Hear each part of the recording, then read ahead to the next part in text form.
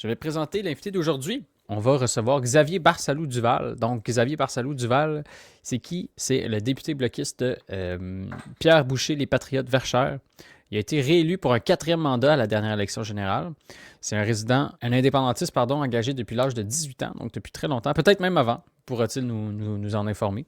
Il a milité au Parti québécois, à la SSJB, puis il a été président du Forum jeunesse du Bloc québécois, comme d'autres élus, je crois. Est-ce qu'il en reste encore? Bon, on confirmera ça avec lui. Avant de se faire élire en 2015 par seulement 213 voix. Par contre, aux dernières élections, il a remporté sa circonscription par 4548 voix.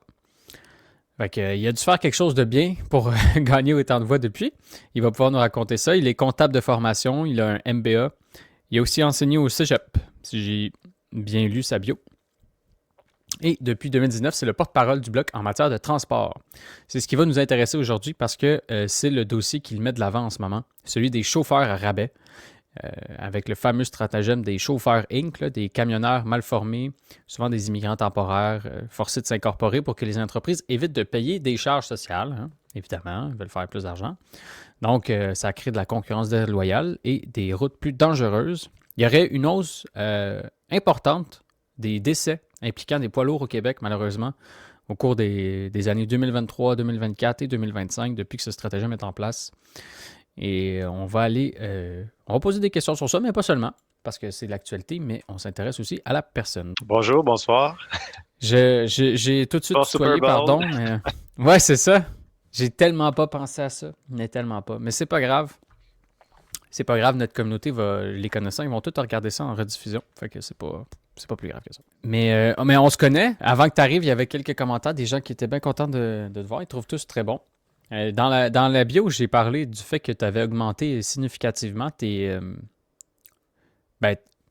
en fait, je vais remettre en contexte. Tu as gagné les dernières élections avec une marge beaucoup plus grande que la première fois que tu as gagné.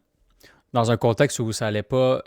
Ça n'a pas été si mal, mais certains députés qui avaient gagné confortablement en 2021 ont cette fois-ci perdu. Qu'est-ce qui explique ton succès, à ton avis? Je vais t'avouer que j'ai pas très bien compris ta question. Je pense qu'il y a un lag. Je ne sais pas s'il est de mon côté, de ton côté. Peut-être qu'il y a OK. plus de chances d'être du mien. Mais je comprends que tu m'as dit que, dans le fond, j'ai gagné avec plus de 4500 voix la dernière fois par rapport à autour de 200 voix la première fois. Il faut dire que 2019-2021, c'était encore mieux, là. Je pense qu'on avait autour de 15 000 voix de majorité dans la circonscription. Faut dire, tu sais, Pierre Boucher, les Patriotes Verchères, là, c'est l'ancien comté pour vous situer les gens. C'est le comté de Verchères, Montarville, puis un petit bout de Bordua là, au niveau de la scène québécoise. Donc, moi, je m'amuse souvent à dire c'est l'ancien comté de Bernard Landry parce que c'est sûr que Bernard Landry a laissé une marque là, importante dans la circonscription. Puis, je pense que les gens se rappellent encore de lui, ils parlent beaucoup de lui, on est tous fiers de ça. Puis je Ah suis ouais. évidemment extrêmement fier de représenter le comté de Bernard Landry là, à la Chambre des communes au Parlement. Évidemment, même s'il n'a pas été député fédéral, ça recoupe l'essentiel de sa circonscription, du territoire qui était couvert, puis lui-même qui était résident de Verchères. Moi, j'ai grandi à Boucherville, donc Pierre Boucher, les Patriotes de Verchères, c'est essentiellement le comté de Verchères qu'on ajoute Pierre Boucher, qui est Boucherville, avec quelques villages du comté de Bordua, des villages patriotiques, donc d'où les Patriotes. Donc, c'est un comté, normalement, on devrait se dire, on ne se pose même pas la question là, quelle couleur ça devrait être. Mais bon, le mouvement, comme on le sait, il y a eu des moments un peu plus difficiles dans les années 2000, 2010, puis ce qui fait qu'on a échappé le comté une fois en 2011, mais depuis, ça ne s'est pas reproduit, ou en tout cas au niveau fédéral. Là. Et je dois dire, en 2015, bien, on sait tous que ça a été aussi, c'était l'année du test de vérité pour le Bloc. Est-ce qu'on allait être capable de sortir du cimetière ou pas? Puis ça s'est poursuivi jusqu'en 2019, mais ça n'empêche pas que 2015, c'était encore plus critique là, parce il restait juste Louis Plamondon qui se représentait. Les autres, les quatre autres, les trois des quatre ne se représentaient pas ou avaient quitté ou tout ça. Il y avait eu beaucoup de mouvements. Je faisais partie disons, des guerriers là, de cette vague-là de 2015. Comme probablement certains n'ont pu le vivre là, à l'élection de 2018 là, au PQ, là, c'était un peu ça, c'est-à-dire il fallait passer au travers, puis qu'on on l'a revécu à l'élection de 2022 encore. Et heureusement, on a été capable justement de, de montrer qu'on avait encore une pertinence, mais aussi que le mouvement indépendantiste existait encore. Puis tu as un peu posé la question un peu tout à l'heure, pourquoi le bloc? Puis moi, dans le temps, quand je me suis présenté, puis mon implication politique commence essentiellement après l'élection de 2011. J'étais déjà militant en 2008, 2009, tout ça.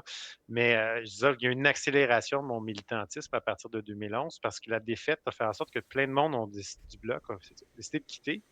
Ouais. Là, moi, je me suis dit, ben, si tout le monde quitte, il n'y aura plus de parti, il y aura plus d'options indépendantistes au fédéral. Pourquoi est-ce que je peux bien voter autre que le bloc au fédéral? Là, je vais voter libéral, conservateur, NPD. Moi, ça ne me rejoint pas comme souverainiste. Puis on sait bien qu'une fois rendu à Ottawa, qu'est-ce qui se passe? C'est que ces gens-là, ils prennent la ligne de parti des partis fédéralistes, puis ils votent comme le boss leur dit de voter. Puis finalement, ils ne défendent pas vraiment leur monde, ils défendent plus les politiques de leur parti, justement, auprès de la population. Non, mais Fait que Pablo, il là, s'est tenu debout, là. ouais. Donc, c'est ça. Donc, c'est un peu l'histoire qui a mené à ce que je devienne justement président du Forum jeunesse du Bloc québécois, puis que je me lance aux élections de 2015 et que les gens m'ont fait confiance. Puis depuis ce temps-là, je continue le combat là, à Ottawa, puis je suis content de voir que justement notre parti frère à Québec reprend des forces, là. Ben oui, ben Parti frère, je pense que tu as milité aussi pour le Parti québécois. Oui, ben, j'ai été dans l'exécutif du PQ de Montarville à l'époque où, même ça s'appelait Marguerite Douville avant, c'était Monique Richard qui était députée. Puis ce qui était assez surprenant, c'est que Monique Richard, à l'élection de 2012, le Parti québécois prenait le pouvoir. Au moment où le PQ prenait le pouvoir, nous, on perdait le comté. Dans Montarville, la CAQ rentrait, Nathalie Roy qui l'a remporté. Donc, c'était comme une drôle de situation parce qu'au niveau du parti, des militants, tout le monde célébrait, sauf nous autres, parce qu'on avait perdu notre député. Mais là, les choses regardent bien pour la suite, là. Je pense qu'on va être capable d'aller rechercher tous ces comtés-là dans la rive sud de Montréal, surtout dans l'Est. Ouais, ben oui, ben c'est ça. Dans ma tête, tu nommais des circonscriptions tantôt, puis j'étais comme moi, à l'élection de 2022, quand on a fait même si personne ne veut le dire, il y a toujours une liste de priorités des comtés, puis tu vas toujours agir en fonction de tes priorités de comté. Euh, Toutes les circonscriptions que tu nommais étaient vraiment dans le haut du panier. Fait que là, j'étais comme, OK, c'est quand même une circonscription disons, historiquement très nationaliste, très indépendantiste même, là, plus que nationaliste. Fait que, effectivement, tu risques d'avoir des nouveaux amis avec qui travailler sur l'indépendance dans les prochaines élections. Croisons les doigts. Ben oui, moi, on a hâte de voir ça. Puis je dois dire qu'on le voit déjà sur le terrain en termes de militantisme. Là, il y a un regain, c'est sûr, au niveau du bloc. Depuis que je suis élu, ça n'a pas vraiment. Ça a toujours été actif parce que quand on est élu, on garde ça actif pour une équipe autour de nous. Mais on essaie d'aider justement le Parti frère. Comme en fait, avant moi, avant que je sois élu, il y a Stéphane Bergeron, qui était député du Parti québécois dans Verchères, qui donnait un gros coup de main au bloc. Donc, ça a beaucoup servi parce que il m'a ouvert toutes les portes, m'a montré tous les organismes. Je faisais du terrain avec lui à chaque fin de semaine avant l'élection pendant un an de temps. Donc, quand l'élection est arrivée, tout le monde me connaissait déjà. C'était beaucoup plus facile. Tu te sentais beaucoup plus confortable, beaucoup plus à l'aise. Puis, donc, après ça, quand tu arrives en poste, ben, donc, c'est un gros avantage. Puis, je suis excité à l'idée d'avoir la chance de refaire un peu la même chose que j'ai eu mon député du PQ à l'époque qui a soutenu le bloc, que moi, je vais pouvoir faire la même chose pour nos candidats du PQ dans le comté pour justement les présenter à tout le monde, faire le tour, puis aider aussi au niveau de la logistique, là, puis des opérations de campagne. Donc, je pense que c'est un gros plus parce qu'on le sait, c'est arrivé à des gros moments, à beaucoup de moments que au moment, ça allait bien pour le bloc, ça allait pas bien pour le Mm. PQ, puis l'inverse, là. Des fois, l'un peut aider l'autre. Puis même en termes d'expertise, on le voit souvent, on n'est jamais nécessairement content de perdre du personnel là, quand il y a du monde qui part Ouais. d'Ottawa vers Québec ou l'inverse, mais d'un autre côté, ça permet aussi d'un maintien d'expertise parce que être attaché de presse, adjoint parlementaire, même adjoint de circonscription, c'est toutes des connaissances que veux pas. C'est important. Puis quand on a un parti qui se ramasse à deux, trois députés, pas facile là, de retrouver du monde compétent pour structurer une organisation. Donc, ça permet aussi ça, d'avoir du monde déjà formé qui peuvent nous aider et puis de passer d'un côté à l'autre quand il y a plus de besoin d'un bar ou de l'autre, là. Puis, si jamais ben, on a des forces des deux bars, ça sera encore mieux. On pourra former du monde de plus. Ça va être toute une logistique, ça. Je sais que c'est une question que beaucoup de monde se pose, là, mais si le Parti québécois prend le pouvoir, Ça va être logistique, c'est peut-être pas le bon mot, mais toute une gestion là, de où est-ce qu'on met les meilleurs, puis comment ça va se distribuer. J'ai bien hâte. Va falloir travailler en équipe. Ça, c'est pas facile tout le temps. Mais je suis sûr que vous allez y arriver. Sans transition, j'ai une question. Les chauffeurs à rabais, je sais que c'est le gros dossier en ce moment. Ça fait beaucoup jaser. C'est ça qui pogne sur tes réseaux sociaux. D'ailleurs, félicitations. Je te l'ai déjà dit, mais on va le dire publiquement. Félicitations. T'as probablement une des portées les plus importantes sur Facebook de tous les députés du Bloc. C'est quand même... c'est pas rien. T'es-tu capable de nous expliquer, peut-être en une minute, c'est quoi ce dossier-là? Oui, ben, tu as donné une petite intro tantôt de ça, puis c'est assez fidèle de la réalité, c'est-à-dire que, OK. grosso modo, vers 2018, 2019, 2020, tu sais, on avait la pandémie, puis là, il y avait un problème du fait qu'il y avait une augmentation de tout le monde qui allait acheter au magasin, puis donc, il y avait comme un manque de personnel, là, de chauffeurs, et on le sait, avec la pandémie, on a comme beaucoup ouvert les vannes en termes de travailleurs étrangers. Dans le fond, il y a des gens qui ont mal intentionnés, en fait, qui ont utilisé ce stratagème-là pour surtout faire venir des gens en bonne partie d'originaire de l'Asie, ben, de l'Asie, de l'Inde, des gens d'origine sikh surtout. OK. Et il y en a un certain nombre de ceux-là qui sont vraiment maltraités, qui sont mal payés, qui sont exploités. On les met dans des camions sans formation, des camions en conditions déplorables là, qui ne devraient pas être sur la route. Et puis, là, on a profité de la manne, du fait que c'était bar open pour en faire venir le plus possible. Puis là, évidemment, mais quand tu fais venir beaucoup de gens qui sont très peu payés, ça crée une pression, en fait, à la baisse sur les prix dans l'industrie. Donc, on a vu parallèlement à ça le même un problème se poser pour les entreprises québécoises qui, eux autres, qui n'utilisaient pas ce stratagème-là, qui payaient leur personnel convenablement, qui, eux, avaient des coûts d'opération plus élevés, qui avaient de la misère à survivre tout simplement parce qu'il y avait une concurrence déloyale d'entreprises de mauvaise foi qui exploitent leurs travailleurs, qui utilisent des camions qui sont bons pour la scrap, là, qui les mettent sur la route en se disant, ben, tu sais, un camion à 20 000 s'il prend le champ, c'est pas grave comparé au camion de 200 000. Donc, Ah ça crée vraiment, ouais. c'est ça que ça coûte un camion à peu près, là, 200, 250 000.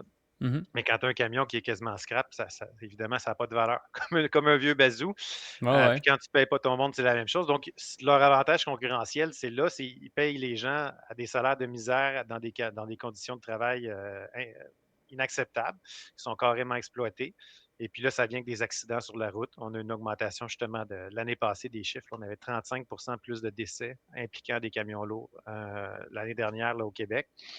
On n'a pas les chiffres pour l'Ontario, on ne les a pas, mais on OK. le sait que c'est à la hausse. Là, si on fait juste regarder les. En fait, les données n'ont pas Publié. été publiées en 2024 ni en 2025. J'ai hâte de voir ça va être quoi les données, mais on s'en doute bien avec tout ce qu'on voit sur les réseaux sociaux. Et c'est triste là, parce que c'est vraiment un système de raquettes, d'exploitation. Du monde aussi, souvent, qui ne déclarent pas leurs impôts parce que là, ça va commencer à bouger un peu, mais souvent, ces entreprises, les gens étaient plutôt qu'être considérés comme des employés, étaient considérés comme des entreprises. Donc, toi, donc comme ils sont une entreprise, ben, ils s'incorporent. Mhm. Donc, il y a une opacité aussi corporative qui fait que quand tu les arrêtes, ben là, tu ne sais pas, ou quand il y a un accident, c'est qui est responsable? Ben, c'est le chauffeur, c'est l'entreprise du chauffeur et non pas son vrai employeur. Donc, ça crée comme aussi une barrière là, qui empêche, d'une certaine mesure, de faire le lien de responsabilité. L'encadrement, la même chose. Quand tu arrives d'un autre pays puis que tu ne parles pas la langue, que tu ne connais pas vraiment comment ça fonctionne dans l'autre pays, que tu n'as jamais conduit l'hiver, puis qu'on te dit incorpore-toi, ben, tu t'incorpores, puis tu signes où ce Ben qu'ils te ouais. disent de signer, puis tu écoutes les consignes, puis tu fais confiance aux gens de ta communauté. Malheureusement, il y a beaucoup de gens qui en tirent avantage, là. Donc, il y a eu vraiment eu une explosion de ce type de chauffeurs-là. Puis, parallèlement à ça, ben, ce qu'on voit au Québec, c'est les entreprises ont décidé de. Moi, c'est ceux à qui je parle, là, ils me disent, ben moi, je réduis ma flotte. J'achète plus de nouveaux camions parce que, dans le fond, j'arrive pas à être financièrement viable. Donc, tranquillement, au fur et à mesure que mes vieux camions sont plus bons, on remplace pas les camions, puis on remplace pas le personnel. Puis juste dans la dernière année, c'est 1000 personnes de moins qui sont employées là, dans le secteur du camionnage au Québec. Mais parallèlement à ça, on voit une explosion du nombre d'entreprises de camionnage là, incorporées sans employés. Parce que c'est ça l'indicateur principal. Ben Là. oui. C'est quelqu'un qui est une entreprise sans employés qui fait du camionnage. Évidemment, tu peux être camionneur à ton compte avec ton propre camion. Là. Puis Ouais. l'augmentation, elle est phénoménale. Là. Si on recule 2010, si on compare les chiffres de 2019 et 2025, je pense les derniers chiffres que j'avais pu voir, en à peu près 5 ans, au Québec, il y a environ 1000 camionneurs de plus incorporés. Il y en avait 8 000, je pense qu'on est passé à 9 000 ou 10 000, on est passé à 11 000. Mais du côté de l'Ontario, en 5 ans, ils sont passés de 30 000 à 50 000. Il y en a 20 000 de plus.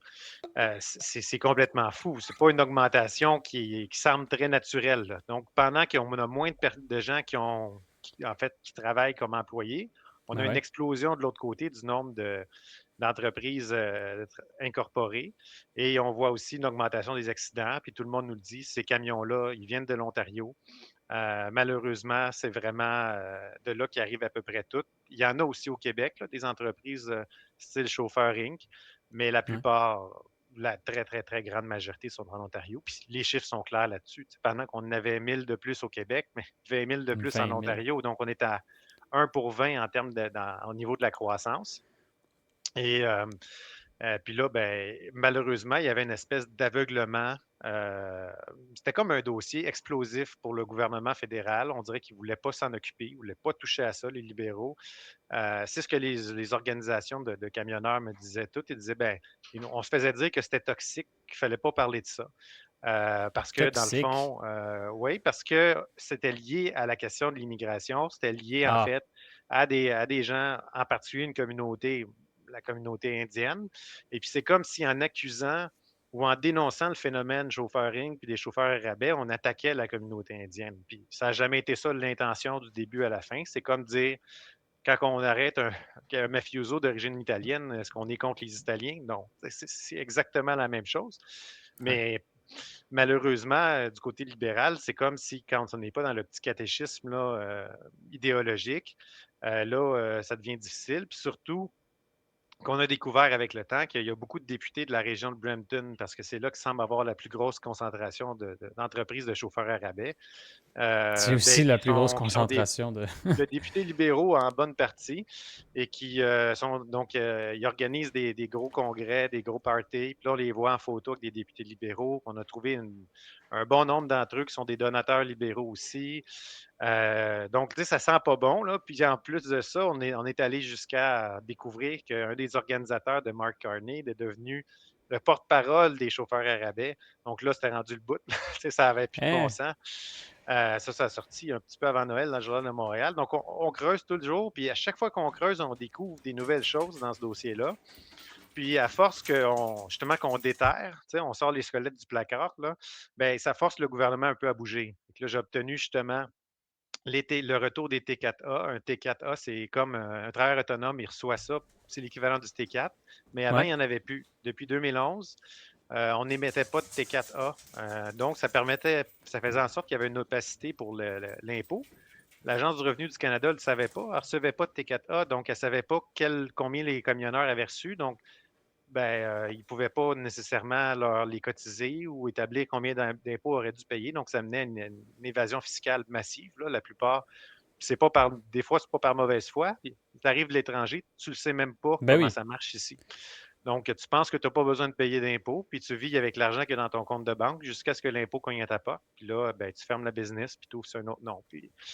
Donc, c'est vraiment le bordel. Là. On nous dit qu'il y aurait environ, puis les chiffres semblent avoir du bon sens, là, autour de 30 des camions sur la route qui seraient sur le modèle Driver Inc.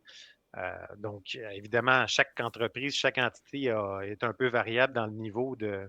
Il y en a qui ont des camions totalement scrap, puis il y en a d'autres que c'est un petit peu moins pire, mais ça n'empêche pas que c'est un modèle qui est devenu standardisé parce qu'en incorporant ses employés, qu'est-ce que ça fait? Ben, ça fait que tu n'as plus besoin de payer d'assurance emploi. Donc, Mhm. s'ils perdent leur emploi, ils ne reçoivent pas d'argent. Donc, ça coûte moins cher. Ben ouais. Même Toutes chose, tu tes ne retiens pas charges. les Ben charges ouais. sociales, tu ne retiens pas les impôts. Donc là, ben, normalement, ça serait à l'entreprise de payer les impôts, le chauffeur incorporé.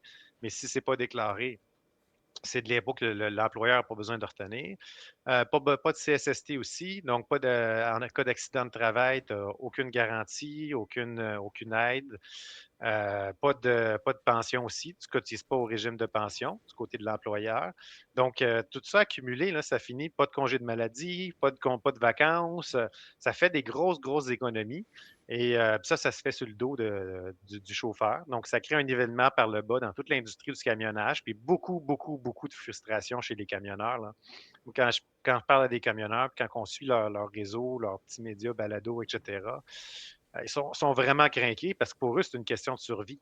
C'est leur gagne-pain qui est en train de disparaître. Puis leur boss, à chaque année, leur dit, ben là, avec la concurrence déloyale des chauffeurs Inc., je ne peux pas augmenter vos salaires. Peut-être même, il va falloir les baisser. Ben toi, quand c'est ça ta vie, c'est sûr que ça te fait stresser. Puis ça te fâche de voir que le gouvernement ne fait rien puis qu'il laisse les choses aller pendant que toi, tu es en train de manger ton pain noir, là. Puis c'est la même chose pour les entreprises de camionnage honnêtes au Québec qui en peuvent plus de voir ça. Ben oui. Donc, vraiment, avec l'action qu'on a faite à Ottawa, ça a quand même mis beaucoup de pression. J'ai réussi à faire en sorte qu'il y ait une commission parlementaire, là, justement, sur le sujet l'automne passé, qui se poursuit là, en ce moment, là. Il nous reste une rencontre probablement prochainement avec Post Canada. Donc, et après, on aura un rapport. Donc, ça fait beaucoup de pression sur le gouvernement. Ça crée un malaise du côté des libéraux qui, au début, nous accusaient quasiment à mots couverts d'avoir des motivations racistes derrière ça. Puis là, tranquillement, à force qu'il y a des témoignages, que tout le monde dit que ça n'a pas d'allure ce qui se passe sur la route, puis qu'on ne peut plus fermer les yeux, bien, tranquillement, on voit que le ton change, puis que là, ils sentent qu'ils n'ont plus le choix de poser des gestes pour régler le problème. Alors, on a fait une conférence de presse avec les joueurs de l'industrie. On avait 10 demandes pour le gouvernement. Pour l'instant, ils en ont pris une des 10. Donc, on attend les 9 autres. Donc, on a eu les T4A, mais il reste beaucoup, beaucoup, beaucoup de choses à faire. Et puis, c'est Le sûr qu'une gouvernement, lui, veut réponse. s'assurer de percevoir ses impôts. Ça, par exemple. Ben, vous savez, c'est des milliards, hein? C'est des milliards qu'on a. Parce que, tu sais, si on se dit que, mettons, autour de, tu sais, c'est des dizaines de milliers de personnes qui ne déclarent pas leurs impôts, qui ne payent pas leur assurance emploi, qui ne payent pas Ouais. leur cotisation au régime de pension, c'est des milliards qui échappent à l'État, là. C'est un scandale totalement. Et il n'y a aucune raison que le gouvernement il se ferme les yeux là-dessus parce qu'effectivement, ça lui coûte cher, là aussi. Ça nous coûte cher. Parce que. Parce que Mm. c'est nous. C'est notre État. Ouais. Mais ben, merci pour le compte rendu. Ça m'évoque plusieurs questions. Il y a quelqu'un qui demandait c'était quoi un T4. Tu peux-tu juste nous expliquer Ouais. rapidement c'est quoi un T4? Puis après, je vais enchaîner sur ce que moi j'ai pensé de. Un T4, en fait, c'est quand tu travailles à la fin de l'année, ton employeur te donne un papier. Au Québec, c'est un relevé 1. Au fédéral, c'est un T4, là, dans lequel il t'écrit combien tu as gagné dans l'année, combien il a retenu sur ta paye en assurance emploi pour le régime des pensions, puis les autres déductions, les cotisations syndicales, tout ça. Donc, c'est un papier qui fait comme la compilation de ce qu'il a retenu sur ta paye pendant l'année, puis ce qu'il t'a payé à toi. Donc, c'est là-dessus que tu te bases pour déclarer tes impôts. Donc, si un travailleur autonome qui ne reçoit pas de T4, ben lui, il faudrait théoriquement qu'il fasse les calculs par lui-même. Mais le T4, c'est aussi un signal, il faut que tu fasses tes impôts, puis il faut que tu le déclares. Parce que quand tu as un T4, ça veut dire que le gouvernement reçoit une copie aussi. Il y a une copie que l'employeur émet, une OK. copie à l'employé, puis une copie au gouvernement. Donc, si tu ne le déclares pas, ben, le gouvernement le sait, donc il va venir te cotiser. Alors que quand il n'y a pas de formulaire fiscal comme ça, il y a d'autres types de formulaires qui existent, mais quand il n'y a pas celui-là, par exemple, ben, ça fait qu'il n'y a pas de traçabilité directe. Donc, c'est plus difficile pour le gouvernement de savoir que tu n'as pas déclaré l'argent que tu devrais déclarer dans tes impôts. Ben merci. Ça m'a vraiment fait penser à ce qu'on a appris qui s'est passé en Angleterre par rapport. Je ne sais pas si tu as suivi ce dossier, mais rapidement, donc. Pour tout le monde, là, il y a eu, on a découvert en Angleterre tout un réseau donc, de prostitution juvénile, d'exploitation de jeunes femmes anglaises, là, je vais mettre ça en guillemets, mais c'est comme ça que c'est présenté même dans les documents des polices, là, des rapports de police. Puis c'était le fait de réseaux pakistanais, puis le gouvernement, parce que c'était des Pakistanais, voulait pas révéler tout ça parce que ben, ça aurait pu euh, encourager ou générer des comportements racistes puis xénophobes.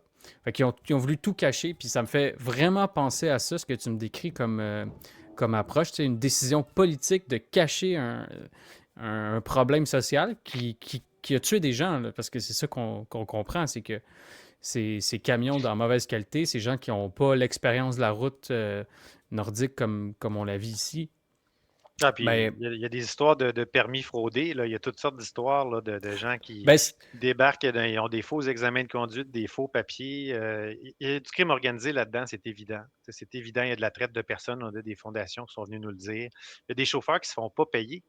Ils peuvent passer on a eu des cas, 8, 9 mois sans se faire payer. Mais là, tu te dis, toi, tu es ici avec un statut précaire.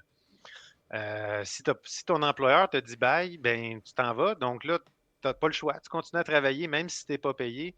Tu sais, ça n'a aucun bon sens ce qui se passe. Puis malheureusement, le gouvernement fermait les yeux pour des raisons partisanes, pour des raisons de clientélisme politique. Et là, ça finit par être exposé au grand jour. Puis là, il se met à avoir du mouvement à cause de ça. Mais ce qui est triste, justement, c'est que au nom de ne pas cibler une communauté, on n'agit pas sur un problème qui est concentré principalement chez une communauté. Mais là, le problème qui vient avec ça, c'est qu'on pense que ça va, parce que si on s'y attaque, ça va générer du racisme ou on le ferait par racisme, on pourrait être accusé de racisme.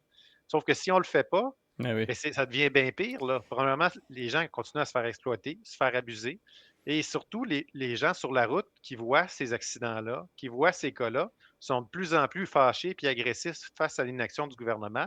Puis là, il y a toutes sortes de théories du complot qui peuvent arriver. Puis effectivement, un accroissement avec ces frustrations-là, puis de l'inaction gouvernementale, qui peut mener, dans une certaine mesure, à des gens à arriver à certaines conclusions qu'on ne voudrait pas. Fait que À moi, au développer des contraire, je pense préjugés, que là. mais c'est ça. Donc, en n'agissant pas face à ces problèmes-là, au contraire, on va accroître, en fait, le niveau de tension puis la xénophobie qu'il peut y avoir. C'est tellement révélateur de l'approche générale du gouvernement fédéral par rapport aux enjeux sociaux. Parce que finalement, c'est un problème social qui va toucher tout le monde, là. Je veux dire, tout le monde utilise les routes, ça peut affecter n'importe qui, là. Peu importe que tu sois né ici ou né ailleurs. Puis eux, pour protéger cette espèce de... Comme tu as dit chapelle, je pense, tantôt, ou Ouais, mais idéologique, ouais, c'est ça. Je parlais de catéchisme idéologique, catéchisme, ouais. c'est-à-dire, puis c'est ce que les organisations un peu de camionneurs me disaient. Ils disaient, dans le fond, eux autres, là, ils disent non parce qu'idéologiquement, ça cadrait pas avec leurs ornières et leur vision. Donc, si ça correspond pas à leur vision idéologique, bien, ils laissaient le problème pourrir. Ça a été comme ça pendant des années. Ça dure depuis. Les associations nous disent que c'est depuis 2018 qu'ils dénoncent le phénomène. Donc, ça fait quasiment 10 ans, Oh, 8 ouais. ans à peu près.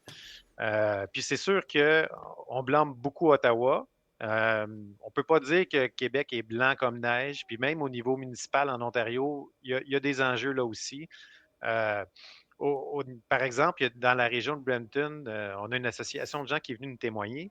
Il y a des cours de troc illégales, là. Puis il n'y en a pas juste une, là. Il y en avait des centaines, là. Là, sont rendus. Il y a une carte qui existe, là, dans une des municipalités. En ce moment, je pense qu'il y en avait au-dessus de 60. Hein, C'est pas un troc, là. Tu vas avoir 2, 3, 4, 500 trocs là, dans une cour de troc, là. Ils se rendent dans une terre c'est agricole, visible, là. ils mettent, ben oui, ils mettent de la garnotte, puis ils mettent des trocs là-dedans. Là. C'est complètement débile. Et là, la population a réagi, puis elle essaie de dire, ben réglez-moi ça. Puis vont voir les conseils de ville. Puis les conseils de ville, ben il y en a qui ne savent pas trop comment gérer ça. C'est un peu une patate chaude pour eux autres. Puis donc, mais il y a des villes qui agissent, il y en a d'autres qui ferment les yeux. Donc, c'est un problème même au niveau municipal avec des contaminations, d'occupation de terres illégales. C'est vraiment, c'est surréaliste là, comme problème, ce qu'on voit en Ontario. Au niveau québécois, ça a donné qu'il y avait eu en même temps, il y avait eu un jugement de la Cour sur le fait que le travail des contrôleurs routiers était trop dangereux. Donc là, ils ne pouvaient plus aller sur la route Oui, et faire des interceptions sans être armés. Donc là, il n'y avait plus de contrôleurs routiers sur les routes, donc c'était le party. C'est les chauffeurs à rabais, ben, il n'y avait plus besoin, en fait, il n'y avait plus aucune crainte d'être intercepté.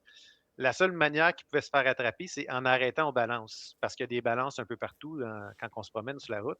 ouais. Mais s'il n'y a pas de balance, si tu ne t'arrêtes pas à balance, ben, tu n'as pas de problème. Puis même que si tu passes tout droit, ben, tu n'avais pas de problème non plus parce qu'il n'allait pas Personne partir après t'arrête. toi. Donc là, il y a eu un problème encore pire. Justement, ça a eu une prolifération. Puis là, finalement, ce qu'on voit, c'est que souvent, il a fallu qu'ils se coordonnent avec la SQ d'un dernier temps, puis qu'ils fassent des blitz pour avoir la présence de la SQ avec eux pour pouvoir intervenir, compte tenu qu'ils n'étaient pas armés. Là, les contrôleurs routiers vont redevenir armés. Il y avait toute la question aussi de la formation, des formations de complaisance où, par exemple, normalement, c'est au-dessus de 100 heures, là, une formation de chauffeur de camion. Mais finalement, il y avait des gens qui avaient une formation bidon, que la seule chose qu'on lui donnait comme formation, c'est comment passer le test à l'examen de la SAC ou bien en Ontario, ils ont l'équivalent. Là. Et puis ils payaient le montant, puis ça finissait là. Donc là, maintenant, il va y avoir des cours de conduite obligatoires au Québec. Ça a été entré en vigueur, je pense, en décembre dernier. Avant, c'était même pas obligatoire d'avoir des cours de conduite pour avoir un permis de camion. Ah C'est quand même ouais? assez fou quand tu te dis que ça prend un cours pour pour conduire un auto, mais pour conduire un camion, ça n'en prenait pas. On m'a Donc, toujours dit que c'était super cher puis que c'était compliqué et tout ça.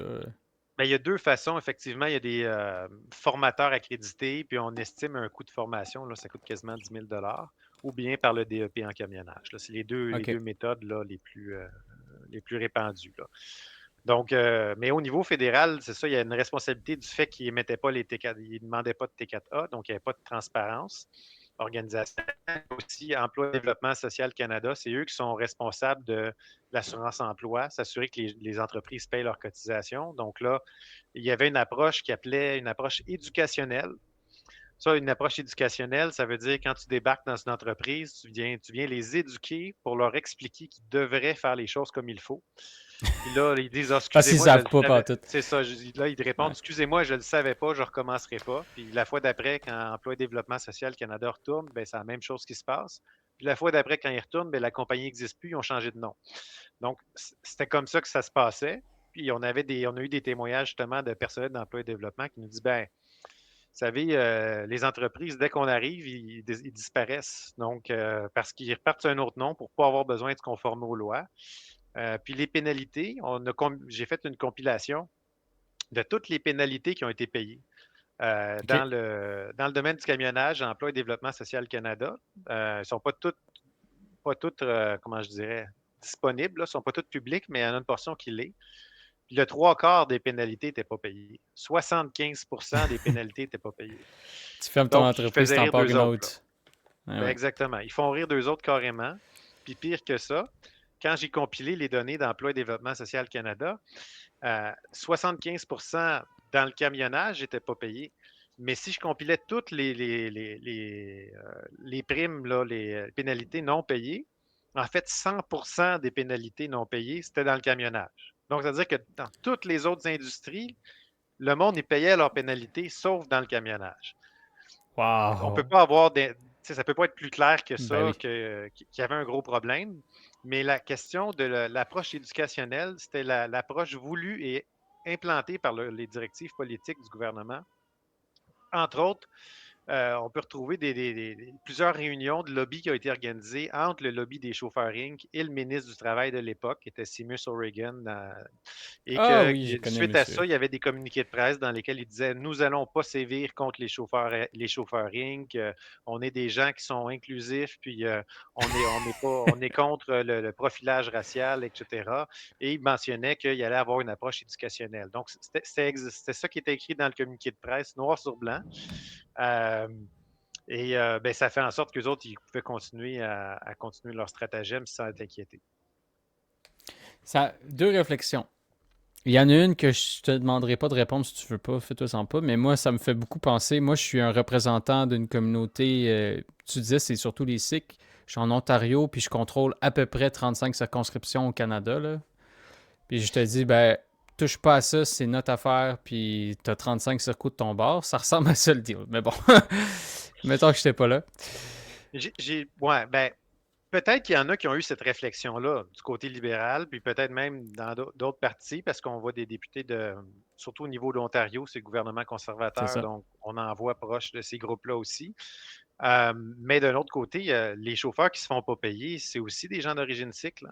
Ben Puis oui, les non, gens mais qui ils se habitent font dans ces exploiter par eux-mêmes, circonscriptions, là. c'est ça. Donc, puis les gens qui habitent dans ces circonscriptions-là, s'il y a une majorité d'origine indienne ou autre, ben, il y a aussi beaucoup de gens d'origine indienne qui sont témoins des gens qui chauffent tout croche, qui mettent des camions n'importe où. Donc, à un moment donné, ça devient intenable. Là. Tu ne peux pas juste fermer les yeux là-dessus parce qu'à un moment donné, dans la communauté, je ne peux pas croire que tout le monde est d'accord avec ces pratiques-là. Surtout quand tu ne te fais pas payer. Les organismes, justement, ça s'appelle, il y en a un qui s'appelle Justice for Truck Drivers. Ben, c'est tous des gens d'origine indienne là, qui se disent, qui dénoncent le phénomène. Ben oui. Donc, en fait, c'est peut-être ça qu'au début, les libéraux ont pu penser, parce que là, il y avait, hein, ils recevaient des chèques de certains des gens derrière ces entreprises-là, puis il y avait un beau lobby, puis là, ils leur tapaient dans le dos, puis leur donnaient, ils invitaient dans des beaux cocktails avec beaucoup de monde. Mais au bout du compte, quand tu te rends compte des conséquences de ça, la réalité, dans le fond, c'est que le fait qu'on a mis la lumière là-dessus, ça fait en sorte que, oups, tu sais, ça force les choses à bouger un peu. Et même que, par exemple, cette année, le lobby des chauffeurs à rabais, là, ça s'appelle CTOA, j'ai constaté que magiquement, avec les interventions qu'on a faites, il y avait moins de députés libéraux cette année à leur party annuel. Donc, on comprend que, en tout cas, je présume que ça a dû faire une différence. Le message est passé un peu. Puis, ben, la dernière question, la façon que tu m'en parles, je me dis, sais-tu. Ben, j'ai compris toute la portion fédérale, les T4, tout ce qui est assurance emploi, mais est-ce que c'est pas finalement un problème ontarien? J'ai compris aussi qu'il y en avait un peu au Québec, mais là, les proportions sont tellement. C'est tellement pas équilibré, là, l'impact que ça a en Ontario par rapport au Québec. Est-ce qu'il y a quelque chose qui aurait dû être fait au Québec, à ton avis? Ben, en fait, si on veut empêcher ça, là, ce qu'il faudrait faire quasiment, là, c'est mettre une douane. Là, tu sais. On arrête tous les camions qui arrivent de l'Ontario, puis on les check un par un. C'est à peu près ça, là. Parce que c'est complètement fou ce qui se passe là-bas. Donc, au niveau québécois, c'est sûr qu'il y a un certain nombre d'entreprises qu'on le sait. Tu sais. Donc, et ça, peut-être OK. qu'il y a des techniques de, par exemple, moi que j'aurais proposé, je leur ai dit, c'est facile là, de savoir qu'une entreprise, surtout les plus petites, là, que quelqu'un est un chauffeur à rabais parce que tu as une entreprise de camionnage, pas d'employés, ben tu fais juste aller cogner à la porte, puis tu dis, il est où ton troc? Puis s'il n'y a pas de troc, puis il n'y a pas d'employés, comment ça se fait? Tu sais, c'est pas Donc, juste en vérifiant ces entreprises-là, tu as déjà une grosse indication que c'est ceux-là qui posent problème, puis tu peux déjà en détecter beaucoup. Mais il y a aussi les entreprises qui font beaucoup, qu'on voit souvent dans des accidents. Donc, il y a le milieu du camionnage, je les connais. Là. Tu sais, on s'est rendu qu'on a des listes et même la CNSST commence à travailler là-dessus. En Ontario, l'équivalent, le WSIB. Nous, on a fait des demandes d'accès à information, puis donc on essaie je croise ces données-là, en fait, avec les contrats de Post Canada, avec les contrats du gouvernement fédéral, avec les permis de travailleurs étrangers temporaires. Puis, je vous dis que vous regarderez les nouvelles de cette semaine, vous allez voir des belles choses. Ah ouais, mais c'est un vrai travail de journalisme que tu fais, hein? C'est ça qui est intéressant. Depuis le début, tu arrives vraiment à me raconter une histoire, tu arrives à me raconter comment ça s'est construit, comment ça se déroule. Puis tout ça, c'est des recherches que tu fais avec ton équipe, j'imagine. Oui, ben, je dirais que c'est un peu un sentiment de justice, là, dans le sens d'une mission, de se dire, là, il faut régler ça, parce que ça tue du monde sur les routes. Puis ça crée une concurrence déloyale qui fait qu'on perd des emplois chez nous. Et puis, il y a du monde qui ferme les yeux là-dessus pour des raisons de pure partisanerie, là, en se disant, bon, ben, on ne veut pas attaquer une communauté, puis en même temps, il y en a beaucoup là-dedans qui nous font des contributions financières, donc ça fait notre affaire, on ferme les yeux, on regarde ailleurs. Incroyable. Euh, mais là, ça va. C'est ça. Donc, disons qu'on donne des coups de pied dans le nid de guêpe, là, puis on essaie de faire le ménage. Ben bravo, parce que franchement, ça. C'est un autre scandale libéral, qu'est-ce que tu veux, c'est comme ça. Mais bon, je comprends que c'est plus. Au moins, ben, au moins. En fait, celui-là, il est quand même terrible parce qu'il y a des morts qui en résultent. Fait que dans un sens, non, je vais pas minimiser le truc. Non, il y a des morts, il y a beaucoup d'accidents. L'Association des dépanneurs du Québec, des dépannages, là, les compagnies de ce qu'ils nous ont dit, c'est qu'au Québec, là, en ce moment, on est à 4 par jour. Il y en a 4 par jour. Moi, tu te dis, il y a Ah 4 ouais. accidents par jour impliquant des chauffeurs à rabais. Et là, eux autres, ils n'arrivent même pas à se faire payer par ces entreprises-là. Parce qu'ils ont eu la consigne de leur patron de dire, bon, ben toi, le camion, de toute façon, il est bon pour la scrap. Il est tellement en mauvais état que tu fais un accident, là, il va y avoir une enquête, les policiers vont venir voir, puis là, on va voir que le camion ne devrait pas être sur la route. Donc, leur consigne, c'est de souvent, là, ils s'en vont, ils s'en vont carrément physiquement, là, ils vont s'enfuir du lieu de l'accident. Ben Ou non. bien, ils vont donner une carte de crédit avec, par exemple, qu'ils vont canceller après, ils vont donner des chèques sans fonds. Mais vraiment, c'est rendu un fléau, là. L'Association des dépannages du Québec là, nous disait que il était rendu pour 3,8 millions de dollars de factures impayées. Tu sais, 3,8 millions, là, quand tu as un dépannage, tu sais, ça ne coûte pas 1 million pour te dépanner. Là, ça coûte quelques mille, là, parce que c'est un gros camion, tout ça. Mais ça en fait, là. Ça en fait beaucoup. Ça en fait en Donc, maudit des dépannages qui n'ont pas été payés. c'est un fléau parce que les Incroyable. associations de dépanneurs, les compagnies de dépannage, ils veulent être payés pour le travail qu'ils font comme tout le monde. Tu sais, c'est pas du bénévolat.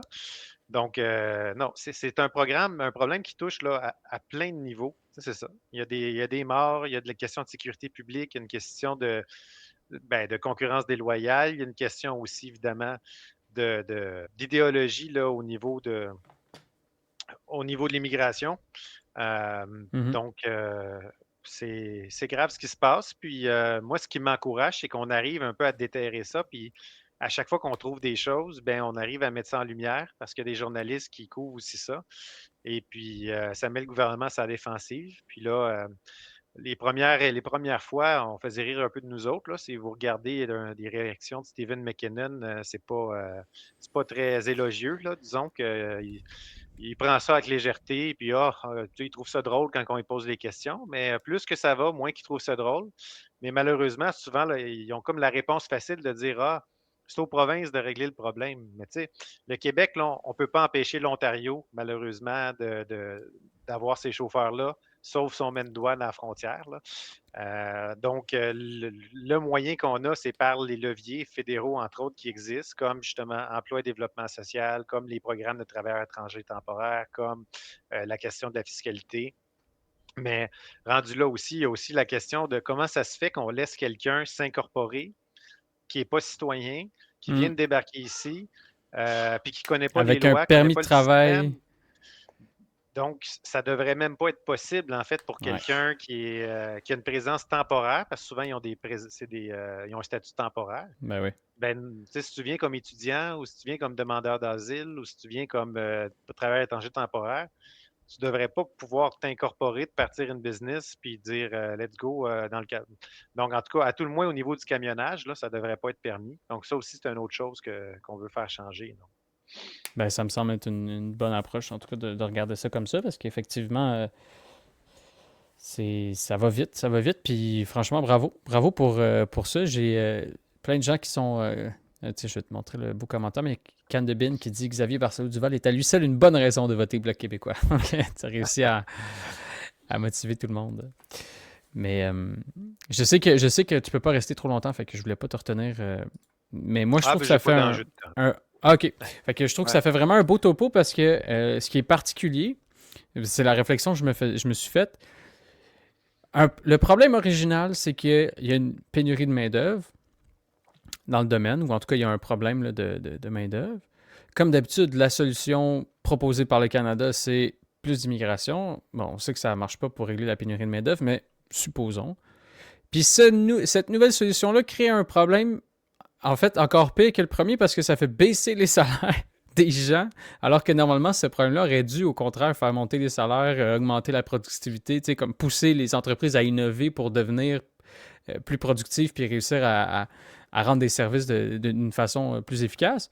Puis c'est tout l'inverse qui est arrivé. Ça a créé tout voyons, un pan d'économie comme tu le décris, qui a l'air d'être une économie illicite, là, avec du Mhm. crime organisé, avec des revenus non déclarés, avec des gens dans des situations de précarité qui se mettent en danger. C'est fou. On ne réalise pas, mais l'effet que ça peut avoir, c'est quand on prend des décisions de façon idéologique, c'est quelque chose qu'on a vécu pendant 10 ans. Puis moi, je pense pas que c'est fini avec Mark Carney. Là. Il y en a qui pensent que c'est fini, mais moi, je pense qu'on est encore là-dedans. Là. Non, tu sais, Mais puis pour te donner une idée, là, bon, quel j'ai retournement de compilé. situation. Ouais. Incroyable. J'ai compilé le nombre de permis de travailleurs étrangers temporaires octroyés dans le domaine du camionnage. En 2016, il y en a 1082 qui ont été émis. En 2024, il y en a 8500 qui ont été émis.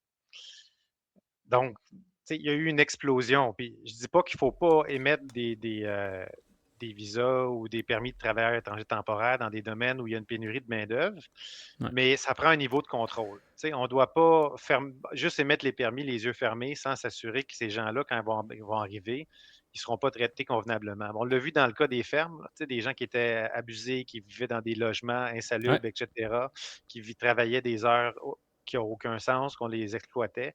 Mais là, on voit la même chose dans le secteur du camionnage. Donc, ce qu'il faut, c'est s'assurer que quand on donne ce genre de permis-là, que ces gens-là soient payés comme tout le monde et aussi qu'ils vivent dans des conditions de vie décentes, là. Malheureusement, dans le cas du camionnage, ça a vraiment servi à des gens mal intentionnés de s'en servir pour les exploiter au maximum et puis ils exploitent cette vulnérabilité-là. Puis là, ben, ça crée un phénomène qui tire tout le monde vers le bas.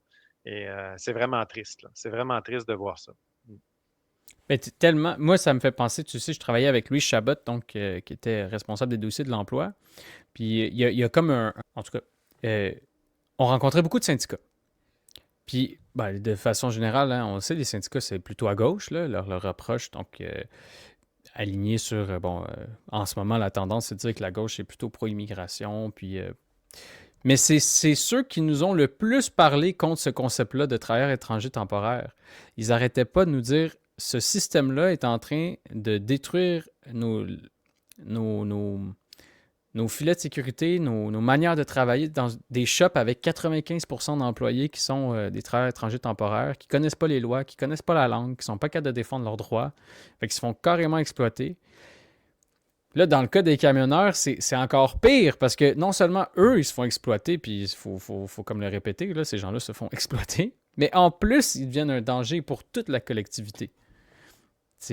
Moi, je trouve que le retournement de situation, c'est vraiment un dossier qui exemplifie toutes les dérives du gouvernement fédéral qu'on connaît depuis plusieurs années, une décennie maintenant. Franchement, beau dossier. Beau dossier. Oui, ben, tout à fait. En tout cas, c'était beaucoup de travail. Puis je dirais que ce qui est assez intéressant dans un dossier comme celui-là, c'est que ça fait comme consensus. C'est rare que tu as des enjeux, là, que tu as la partie syndicale, les travailleurs, les patrons, les gens qui sont sur la route, je veux dire les victimes. Tout le monde est d'accord que c'est un problème. Tout le monde pousse dans le même sens. Donc, tu sais, veux pas, là, moi, je vois pas ça souvent, les patrons, les employés, les syndicats qui sont tous Ouais. en train de dire régler ça. On ne peut plus laisser ça aller. Puis ce que je suis content de voir aussi, c'est que, veux pas, les gens dans l'industrie, ils étaient en désespoir, là. Ils étaient vraiment en détresse quand on leur parlait. Et puis là, ben, on voit qu'ils commencent à reprendre un peu justement de souffle, là, puis on a l'impression que grâce à ces interventions-là, ben, on va peut-être arriver à sauver des entreprises québécoises de la faillite parce que quand tu roules à perte, à un moment donné, ben, tu ne peux pas continuer, tu fermes. Euh, donc, euh, donc, j'espère que justement, ça va finir par faire une différence assez importante parce qu'à un moment donné, quand tu es trop, tu sais, quand tu trop sur le bord là, de la porte, là, des fois, c'est pas assez. Puis que de toute manière, tu vas tomber. Donc, ce qu'il faut justement, c'est s'assurer que ça se bouge vite, puis que rapidement, ces entreprises-là se fassent visiter, qu'ils se fassent prendre, parce que sinon, on va se ramasser à une situation où ça va être 100% de l'industrie qui va fonctionner de cette manière-là, puis ça va être devenu la norme, en fait, de pas payer son monde, de ne pas leur payer de pension, pas qu'il n'y ait pas de congé, d'avoir des camions qui sont bons pour la dompe sur nos routes. On ne veut pas ça, là. Ben non. Puis d'avoir des morts et des accidents qui continuent. Ben non, puis je trouve ça. Est-ce qu'il y a des. Parce que dans le fond, excuse-moi, je vais revenir, mais tantôt, je me suis fait cette réflexion-là aussi. Je me suis dit, OK, là, est-ce qu'on peut vraiment. J'avais envie de dire, tu sais, bon, souvent, nous, on se demande si on était un pays, qu'est-ce que ça changerait? Et c'est un peu ça qu'on se demande. Là, je me dis, mais dans le fond, on mettrait-tu un passage routier? Est-ce qu'on ferait une frontière? Est-ce qu'on va vraiment mettre des gens qui vont vérifier à la frontière? Parce que là, c'est clairement plus ontarien que québécois. Ce qui se passe, qu'est-ce qu'on pourrait faire? Qu'est-ce qu'on peut faire? Je Bien, suis la comme. première chose, c'est que ça serait plus facile, par exemple, pour le partage d'informations, le partage de données entre les différentes organisations. Là, par OK. exemple, il y a Emploi et Développement social Canada d'un bord, Revenu Canada d'un bord, Revenu Québec, le CSST, les contrôleurs routiers. Puis là, ce sont toutes des juridictions, des groupes différents. Mais si ces gens-là se parlaient puis partageaient leurs données, ça serait beaucoup plus facile d'intervenir. Puis c'est pour ça que, par exemple, nous, des choses qu'on demande, c'est un registre public des entreprises fautives pour que ces entreprises-là, on sache c'est qui. Puis même, je suis rendu à dire, ça prendrait une liste, en fait, une liste noire du camionnage en nommant des individus qui ferment des shops puis qui en ouvrent sur un autre nom parce qu'à un moment donné, si tu fais juste changer le paravent, mais que c'est la même personne qui est en arrière, ça ne règle pas le cas. Ben ouais. Mais aussi toutes les infractions. En ce moment, quand un contrôleur routier arrête une entreprise là, de l'Ontario, il n'y a aucune donnée sur les infractions qui ont été commises. Donc, quand il arrête un camion, il n'y a pas l'information les infractions qui ont été faites en Ontario, en Alberta, en Nouveau-Brunswick. Donc, ça prend un meilleur partage de données parce que là, ils sont aveugles. Et puis, on nous a rencontré des cas, par exemple, que des camionneurs qui avaient roulé des heures de fou, là, 80 heures en ligne, ça c'est dangereux, mais surtout des camions qui ont mis hors service au Québec, que là, ils retrouvaient quelques semaines plus tard, plaqués Alberta. Donc, ils étaient revenus sur la route, mais par un autre moyen. Hmm. Est-ce que l'indépendance nous permettrait de régler ça d'un coup de baguette magique? Peut-être pas, mais ça nous permettrait que s'il y a une volonté politique, parce qu'on le sait, là, partager des données entre le fédéral et le provincial, c'est quelque chose qui n'est pas automatique. Euh, Puis aussi, tout l'enjeu, par exemple, d'avoir, parce que là, des fois, il y a la crime organisée qui peut être derrière ça. Mhm. Donc, euh, ça prend vraiment un travail concerté de toutes les organisations qui sont touchées par le phénomène. Puis c'est un peu ça qui faisait en sorte, en tout cas, l'industrie me disait, qui était découragée, se disait, ben, c'est tellement difficile parce qu'il y a tellement de pattes, là. C'est comme une toile d'araignée que là, tu peux pas juste couper un fil, il faut que tu coupes tous les fils pour pouvoir régler le problème parce que sinon, ça va continuer puis ça ne changera pas le fond de l'affaire. Donc, c'est ça l'enjeu aussi.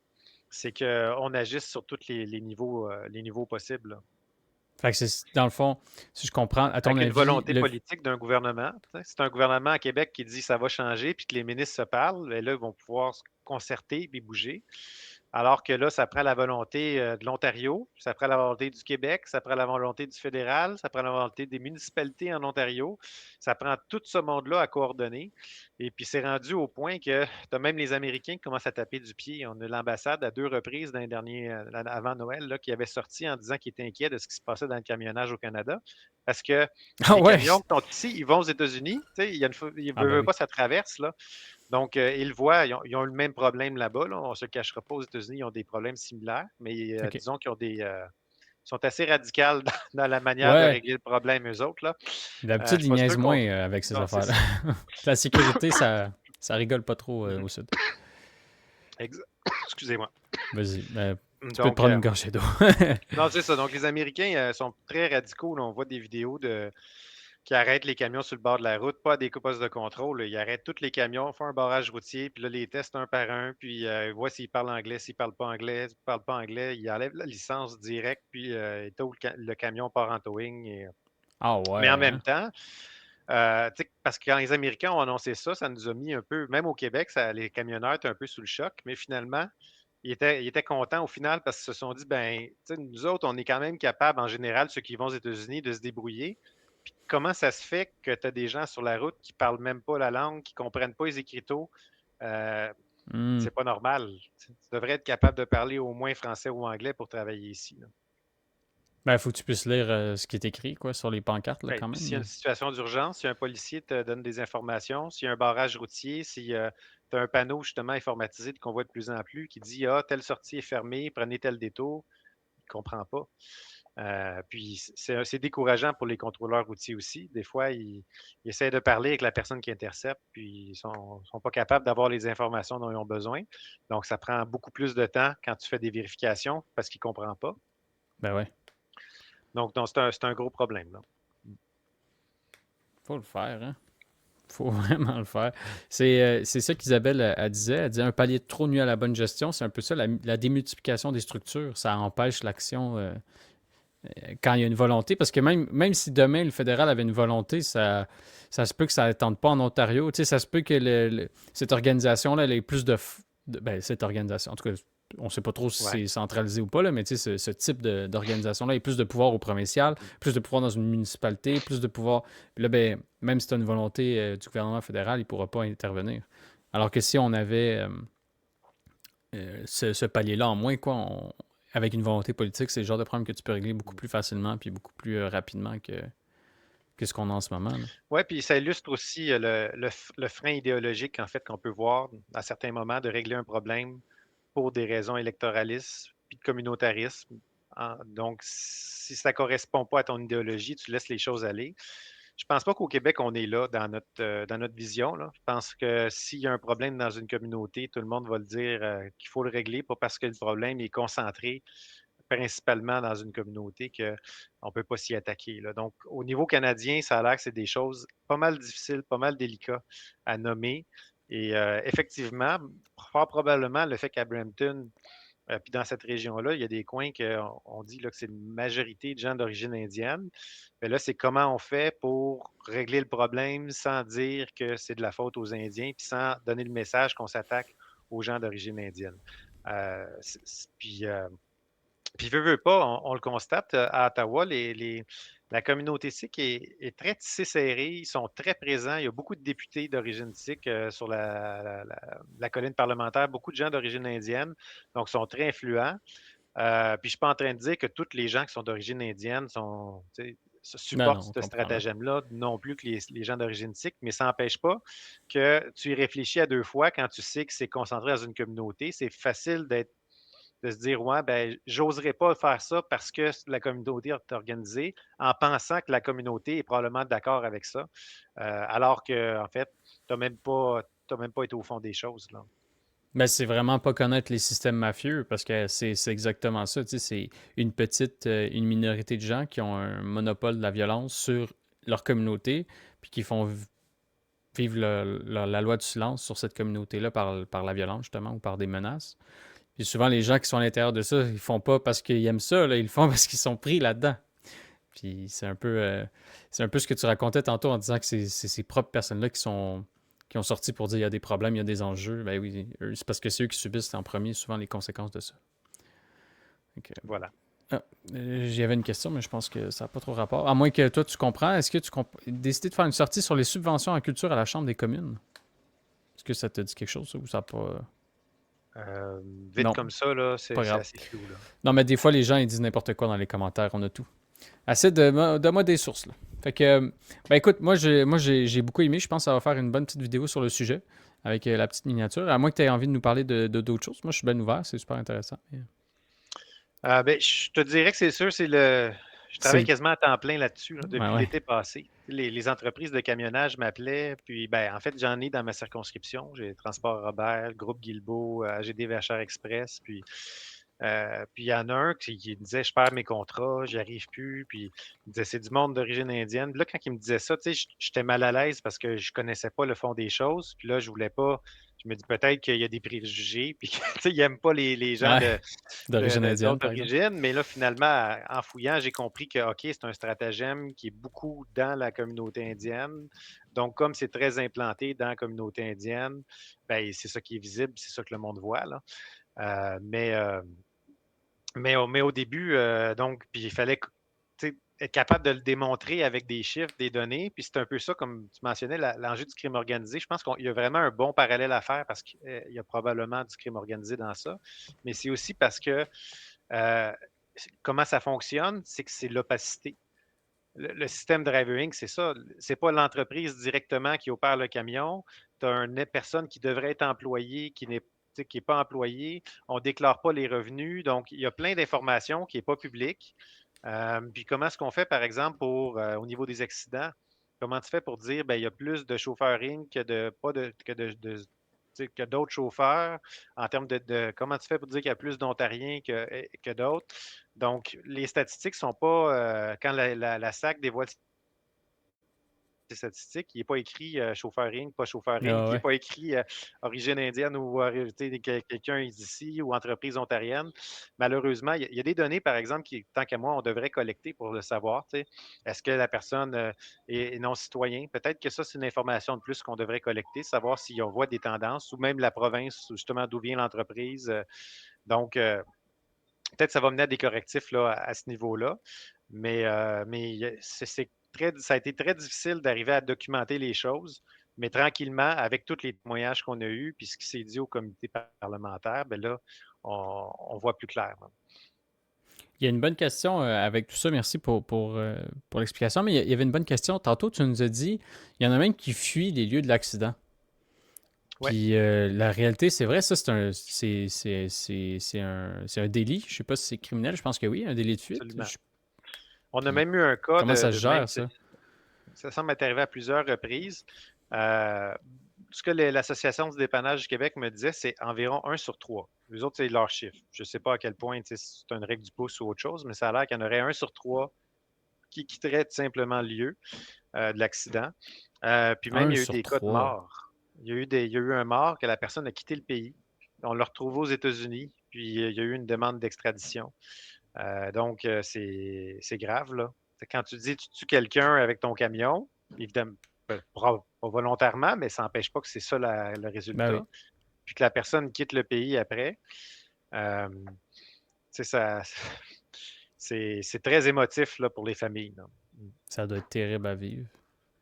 Fait que c'est ça. Fait que il y a des. Mais c'est énorme, 1 sur 3. C'est quel organisme, pardon, que tu as dit qui avait cette donnée-là? L'Association des professionnels du dépannage du Québec. Là. 1 sur 3, c'est Donc, énorme. Mais ces gens-là, ils ouais, ont quand même la bonne donnée parce que, je veux dire, ça. c'est eux qui sont sur le terrain, c'est les premiers à voir ça.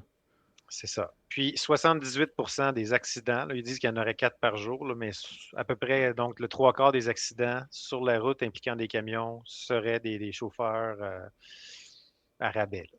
Donc, selon leurs données aussi. Là. Donc, Incroyable. c'est assez fou. Là. Quand, ça montre à quel point c'est grave, puis ça a une grande ampleur. C'est pas quelque chose qui est marginal. Là. Mais non, mais l'impact est énorme. Je comprends un peu mieux, mais tu vois, parce qu'au début, je comprenais pas trop le dossier, je vais pas te mentir. Tu sais. Puis j'ai regardé 2, 3 de tes vidéos, puis j'étais comme, moi, je comprends. Ben, il y avait de l'émotion. Tu sais, il y avait des choses que je me disais. Mais là, je vois toute l'ampleur, puis l'impact social que ça a sur notre économie, sur ben, des gens, là, leur vie, mais aussi sur un système, des communautés. C'est énorme. C'est un scandale, tout ça. Est-ce que tu nous as fait un peu l'historique tantôt sur comment toi tu l'as découvert aussi, que ça avait été discuté dès 2018, pardon, mais Ben, as-tu été auprès du capable de... gouvernement, Ouais, c'est ça. As-tu été capable de euh, voir... Y a-tu du monde qui t'ont dit, nous, on leur a dit que ça... ben, moi, j'ai des lettres, j'ai des documents Ouais, c'est ça, OK. prouvant qu'il y a des approches qui ont été faites au gouvernement depuis des années, puis qu'il n'y a pas de résultat. Donc, oui, Puis as-tu les j'ai des réponses que le documents. gouvernement a faites? Euh, J'aurais aimé ça les avoir, mais on devrait avoir bien des choses bientôt parce qu'on a fait une ordre, en Accès à fait, l'information. production de documents au comité parlementaire sur tous les échanges à l'intérieur de différents ministères comme l'Agence du revenu, le ministère du revenu, au niveau du ministère du Travail, donc Emploi et Développement social Canada. Et même à ça, on a ajouté le cabinet du premier ministre quand on a eu l'histoire de l'organisateur de M. Carney qui est devenu porte-parole des chauffeurs, Ben ouais. Inc. Là. Donc, je vous dirais que on va en découvrir plus très bientôt, là, quand on va obtenir tous ces documents-là. Puis quand que j'ai demandé ça là, en comité, c'est sûr que la panique a pris de l'autre côté. Là. Donc, on a eu pendant un mois du filibuste. Donc, à toutes les réunions de comité pendant plus qu'un mois, on ne pouvait pas voter. Il y avait le député libéral qui nous disait qu'il ne comprenait pas pourquoi qu'on voulait ça. Puis là, il nous faisait perdre toute la réunion. Donc, on parlait pendant. Les réunions Deux durent heures. 2 heures, là, donc parlait pendant 2 heures de temps sans s'arrêter pour être sûr qu'on ne puisse pas voter. C'est une manière de faire pression pour qu'on lâche le morceau, parce que quand ça fait un mois de temps que c'est de même, là, maintenant, on est découragé, puis il n'y a personne qui a envie de faire ça. Mais on n'a pas lâché le morceau, puis finalement, on l'a eu. On l'a fait voter, puis on va obtenir les documents. J'espère qu'ils ne seront pas trop caviardés, puis qu'on va aller au fond des choses. Bravo, franchement. Bravo. Parce que je me dis, c'est un peu comme ce qui s'est passé avec le logement, hein. Tu sais, ils nous ont dit que ben, il y avait le gouvernement libéral accusait le bloc de racisme dès qu'il parlait, il disait que l'immigration, ça pouvait être, ça pouvait poser des problèmes au niveau du logement, hein, de faire rentrer autant d'immigrants temporaires d'un coup. Puis après, on s'est rendu compte, on a appris que le gouvernement libéral avait été averti par les hauts fonctionnaires, par toute une panoplie de fonctionnaires dont c'est le travail, qu'il y aurait un problème. Là, j'ai l'impression que c'est devenu un outil de référence. C'est ça que je veux dire. C'est devenu un outil de référence, tu sais, pour pas simplement par mon nom, par exemple, je l'utilise tout le temps, là. Mais ça pourrait être ça aussi pour vous. J'espère que ça va vous donner cet outil-là pour montrer les compétences du gouvernement en place, parce que c'est un peu ça finalement, là, ou la corruption de celui-ci. On peut voir ça comme on veut, là, mais Ben, en tout cas, corruption idéologique. on va peut-être le découvrir. Ouais, Euh, espérons. Moi, c'est sûr que, comme je t'ai mentionné, tu sais, je ne suis pas capable de dire en ce moment, là, sans mettre à risque de poursuite, qu'il y a de la corruption. Mais c'est clair que quand tu vois que ces entreprises qui sont derrière les chauffeurs à rabais, là, les chauffeurs Ring puis tout ça, qui sont dans tout ce lobby-là, qui sont quasiment tous des donateurs du Parti libéral, en tout cas ceux qu'on connaît, là, tu te dis qu'à tout le moins, il y a une tentative d'influence, puis il y a une Ouais. tentative de corruption. Et puis même que quand on voit qu'il y a des députés libéraux qui prennent leur défense publiquement dans que ce soit en commission parlementaire ou soit, par exemple, en faisant des petites vidéos sur Internet, tu te dis soit qu'ils sont complètement inconscients de ce qu'ils font, ou qu'il y a des cordes en arrière qui tirent il y a du monde qui tire les ficelles en arrière puis qui se sentent redevables. Donc, on va savoir. En tout cas, j'espère qu'on va finir par découvrir qu'est-ce qu'il y en est. Mais ce qu'on voit, c'est qu'au moins, justement, depuis qu'on déterre ça, le gouvernement semble prendre un peu plus ses distances. Il y a une petite gêne maintenant qui s'est installée qu'on ne voyait pas il y a même pas un an, là. Je pense que le fait qu'on a mis le doigt sur le bobo, ça a permis de faire bouger les choses. Puis juste pour ça, justement, quand des gens se questionnent sur la pertinence du bloc, ben c'est ça. Il y a des conservateurs qui me le disaient là, en arrière des rideaux, disons, là, confidentiellement, disaient on est bien content que toi t'en parles parce que, tu sais, nous autres, ben, Ça passerait pas bien non plus. on aime ça aussi, solliciter les votes des communautés. Donc, comme on sollicite les votes des communautés, on ne voudrait pas déplaire à certaines clientèles. Les libéraux, ben, c'est sûr qu'eux autres, c'est les premiers, là, mais il y a des conservateurs qui me l'ont dit clairement que là, ben, eux autres, ils sentaient que c'était délicat comme sujet. Donc, c'est le bloc qui passe pour les gros méchants. Mais au final, ce qu'on est là, c'est pour régler des problèmes. Puis c'est ça aussi le rôle d'une opposition, que ce soit à l'Assemblée nationale, à la Chambre des communes ou ailleurs. Des fois, le monde pense qu'il faut juste voter pour le gouvernement, mais il faut aussi voter pour ceux qui les surveillent. Parce qu'il n'y a personne qui les surveille, il va se passer bien des choses. Tellement. Merci. C'est vraiment une belle façon, je trouve, d'utiliser ta position, d'utiliser les ressources auxquelles tu as accès, de faire. Je ne sais pas si on peut le dire jusque ça, mais c'est presque ça, une forme de journalisme citoyen, de creuser des dossiers, de demander des documents au Parlement, de pouvoir poser des questions à des ministres, comme vraiment creuser un dossier, puis de nous permettre de savoir ce qui se passe. Ça a beaucoup de valeur, je trouve. Puis c'est un bel usage, en tout cas, de ta position. Moi, ça me donne envie de voter bloc encore plus. Tant Je me mieux, dis, puis je te si on peut dirais, avoir ça des te députés donnerait. de même. Puis c'est l'avantage de l'opposition, si on veut, puis Ouais. du statut, justement, du fait qu'on est là, qu'on peut poser des questions, qu'on peut demander des documents, qu'on peut mettre des ressources puis du temps là-dessus. C'est sûr, c'est beaucoup de travail, mais il y a aussi, on ne se cachera pas, l'avantage des circonstances d'un gouvernement minoritaire. Ça permet de plus facilement Mhm. convoquer des comités sur des sujets, faire voter des résolutions pour obtenir de la documentation. Le jour où le gouvernement est majoritaire à Ottawa, c'est beaucoup plus facile pour eux autres de faire le moins de reddition de comptes possible, de bloquer tous les comités, puis d'avoir des études dans la commission parlementaire complètement insignifiantes, d'empêcher toute production de documents, les ministres qui ne viendront plus. Puis, donc, il n'y a plus personne qui va rendre des comptes. Puis, ça va être simplement pour protéger le gouvernement. C'est triste à dire, mais ça, c'est quelque chose que je crains dans l'éventualité d'un gouvernement majoritaire, c'est qu'il y a des choses qui vont devenir tout d'un coup plus opaques, puis on arrivera moins, en fait, à obtenir des réponses, puis aller au fond des choses. Ben, merci pour le plaidoyer, Xavier. Ça a été vraiment un plaisir d'être avec toi pendant cette heure-là. J'ai appris beaucoup de choses, puis je pense que les gens dans les commentaires ont beaucoup apprécié. Il y a Sam qui a fini avec peut-être qu'on va apprendre qu'il y a des brownies. Ça me semble être une pratique libérale répandue, mais bon. Voilà. Qui sait? On verra bien. Ouais, qui sait. Donc, ben, merci de l'invitation, puis j'espère que ça a été agréable là, pour tout le monde. Et puis, Ouais. à la prochaine. Si vous êtes en rediffusion, vous pouvez toujours aller sur les réseaux sociaux de Xavier Barcelou-Duval, un compte Facebook qui cartonne, surtout avec ce sujet-là, mais ça cartonne vraiment. Ouais, ben c'est sûr, j'ai des comptes sur différentes plateformes, mais principalement Facebook, là. J'utilise Instagram, j'ai un compte YouTube qu'on veut rendre plus dynamique, et puis un site web aussi. Donc, mais vraiment, la plateforme principale là, pour le contenu que je produis, c'est sur Facebook. En tout cas, t'as vraiment un beau dossier pour YouTube, je te le dis. Ça se raconte bien, cette histoire-là. Définitivement. On va la raconter nous autres, mais c'est pas le format non plus. En tout cas, on verra ce que ça donne. Mais merci beaucoup, Xavier, puis à bientôt. Je te Un souhaite grand une plaisir.